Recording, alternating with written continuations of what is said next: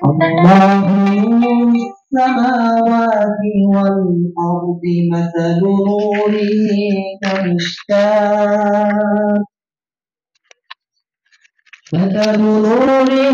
كمشكاة فيها مصباح المصباح في زجاجة الزجاجة كأنها كوكب دري يوقد من شجرة مباركة زيتونة لا شرقية ولا غربية يكاد زيتها يضيء ولو لم تمسسه نار نور على نور يهدي الله لنوره من يشاء ويضرب الله الأمثال للناس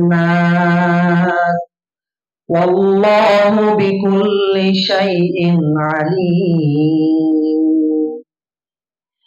في بيوت أذن الله أن ترفع ويذكر فيها اسمه يسبح له فيها بالغدو والآصال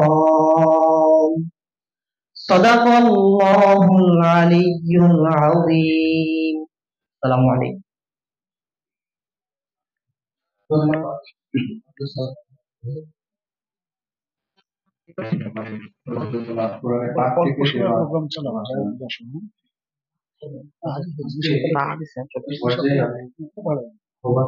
লোক অঞ্চলের এক ঘন্টা 4 ঘন্টা 1 ঘন্টা ছিল বাধা কিভাবে চালাতে হবে, কিভাবে সফলতা অর্জন করতে হয়, কিভাবে সফল আহ্বান করছি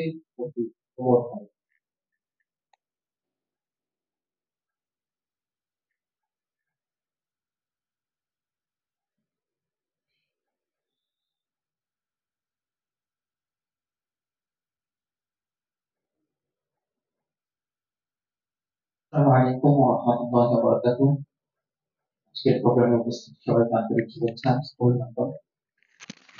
আমরাও শিক্ষার্থী নিয়ে আসছি, আপনারা যদি পড়াশোনা শেখার জন্য আমিও নতুন শিক্ষার্থী বিধানধারের কাছ থেকে কোনো কিছু শিখবো ইনশাআল্লাহ। এই আল্লাহ রাব্বুল আলামিন কোরআনুল কারীমে একটা কথা বলেছেন, কাদ আফলাহা মান যাক্কাহা ওয়া কাদ খাবা মান দাসসাহা। আমি আপনাদের সামনে সূরা শামসের দুটো আয়াত তিলাওয়াত করেছি। এই দুটো আয়াত আল্লাহ সুবহানাহু ওয়া তাআলা বলবার পূর্বে প্রায় 8টা জিনিসের কসম করেছেন। ওয়াশ-শামসি ওয়া দুহাহা ওয়াল কমারি ইযা তালাহা ওয়ান নাহারি ইযা জাল্লাহা, এরকম চন্দ্রের কসম, সূর্যের কসম, এরকম করে 8টা কসমের পর আল্লাহ সুবহানাহু ওয়া তাআলা চমৎকার দুটো কথা বলেছেন। এর মধ্যে একটি কথা হচ্ছে কাদ আফলাহা মান যাক্কাহা, যে ব্যক্তি তার ভেতরের এই অংশটাকে পবিত্র করলো সে জীবনে সফলতা অর্জন করবে। আর যে এই জায়গাটাকে পবিত্র করতে পারলো না সে আসলে সফলতা অর্জন করতে পারেনি। নবী করিম সাল্লাল্লাহু আলাইহি ওয়াসাল্লাম এক হাদিসের মধ্যে আমাদের এই জায়গাটার কথা, আমরা এখানে জানি আমাদের এখানে হৃদয় থাকে, আত্মা যেটাকে আমরা বলি, ইসলামের পরিভাষায় আধ্যাত্মিকতার পরিভাষায় এটাকে রূহ বলা হয়। আল্লাহ নবী সাল্লাল্লাহু আলাইহি ওয়াসাল্লাম এক হাদিসের মধ্যে বলেছেন, আলা ইন্না ফিল জাসাদি মুদগাহ ইযা সালাহাত সালাহাল জাসাদু কুল্লু ওয়া ইযা ফাসাদাত ফাসাদাল জাসাদু কুল্লু আলা ওয়া হিয়াল কলব। আরবিতে এই অন্তরটাকে বলা হয় কলব। নবী করিম সাল্লাল্লাহু আলাইহি ওয়াসাল্লাম বলেন, কোন ব্যক্তির এই কলব এটা যদি পরিশুদ্ধ হয় তাহলে তার পুরো দেহটা পরিশুদ্ধ হয়ে যাবে। আর কারো যদি এই জায়গাটা অপরিশুদ্ধ থাকে, এটা যদি অপবিত্র থাকে, নোংরা থাকে, তাহলে গোটা দেহ তার নোংরা হয়ে যাবে। আজকের সারা দুনিয়াতে, সারা পৃথিবীতে আমরা যত নোংরা মানুষ দেখি তাদের আসলে সবকিছুর নোংরামের মূলে যে জায়গাটা সেটা হচ্ছে এটা, অর্থাৎ তাদের কলবটা ভালো নেই, অন্তরটা ভালো নেই।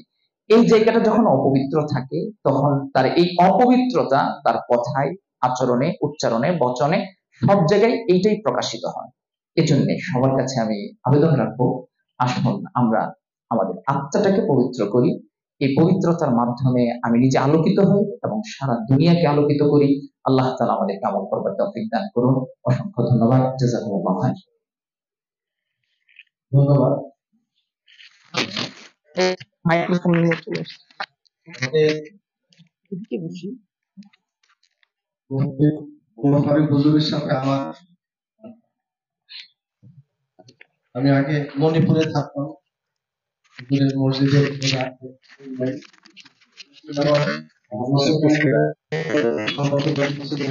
অনেকদিন পরে দেখা হলো। আমরা জানি যে